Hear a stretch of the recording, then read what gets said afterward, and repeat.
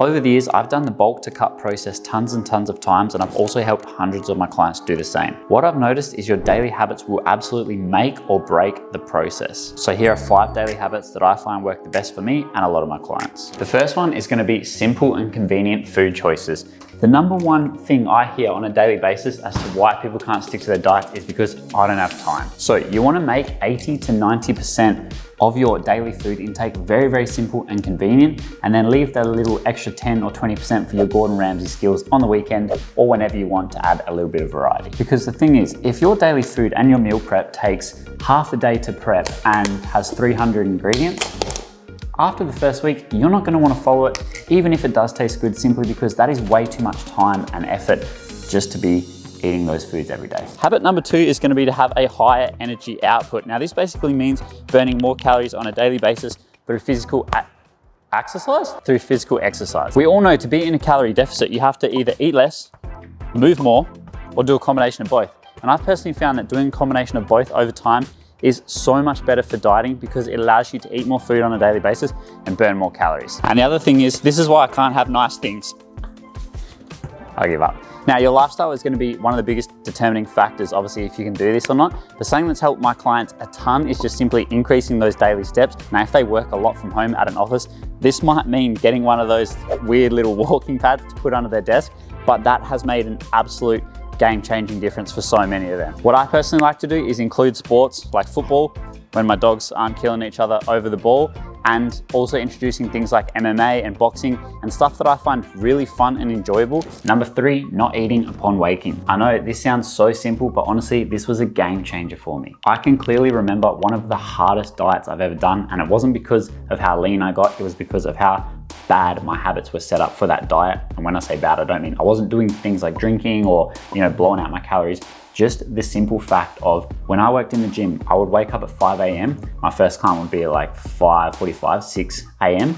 I would eat straight away. So by 5:10 a.m., I was already sitting down and I was eating a massive bowl of oats with protein, a good meal, but it was a lot of calories to be eating that early on in the day. And honestly, this fucked me over because your body absolutely loves routine. So because my body got so used to doing that, if I'd got to the gym and I hadn't eaten by like 6 a.m., I was absolutely starving. So what I do now, which is so much easier when it comes to dieting, is I still wake up at 5, but instead of eating, I just have a coffee, 45 to an hour later. And then that keeps me pretty good and going strong until, I'm having my first meal right now, which is 9:42. So I usually don't eat for a good 3 to 5 hours after waking. So just by doing that one simple little thing has made it 10 times easier to stick to my calories when dieting. Which leads me to number 4, less meals, bigger portions. Like all of these habits, it is personal preference, but I had to include this one because it's probably one of the biggest game changers that I've seen personally with myself and a lot of my clients. I personally find that having little meals or snacks constantly throughout the day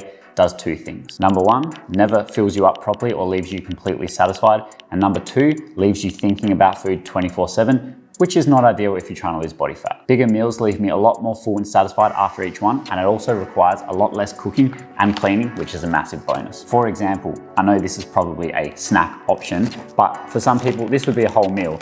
If we take 300 grams of strawberries and a full YoPro, this will give you 15 grams of protein and it's only 175 calories. That's pretty insane. If we compare that, like look how much food that is, to 2 Oreos and 2 snakes is 200 calories.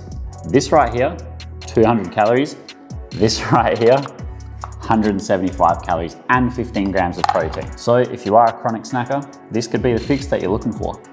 Number 5 is going to be no food restrictions and enjoyment of the food you eat. And yes, I did have to have a little shave because I thought I was looking a little homeless, but that's okay. And I'm banging both of these 2 together because they just work perfectly together. The amount of people that I speak to that are struggling with their diets because they've just restricted so many things is literally more common than the Macca's frozen Coke machine being out of order. I'll pay for you today.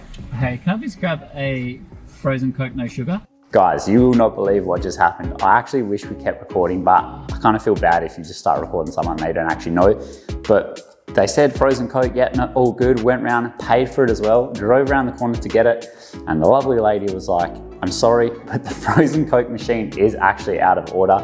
Do you want a regular frozen Coke because the no sugar one's out of order, or do you want just a normal Coke Zero? So As you know, being a gym bro, you can't drink regular Coke. That's like a sin. So I just grabbed a regular Coke Zero, as you can kind of see there. But anyways, back to it. So the fifth habit, like I was saying, is having no food restrictions and enjoying the food you eat. Because when you are trying to maintain a low level of body fat or lose body fat in the first place, you're already restricting calories. So then you don't also want to restrict all of these foods that you can eat, because by restricting calories, you are going to have to make good food choices 80 to 90% of the time. But if you're like no gluten, no dairy, no refined sugars, nothing processed, none of that, it is going to make the dieting process and your lifestyle extremely shitty and extremely hard. Those are the 5 main habits that I keep in my lifestyle on a daily basis that really help me maintain body fat levels, live a pretty epic lifestyle if I'm being 100% honest with you, and really enjoy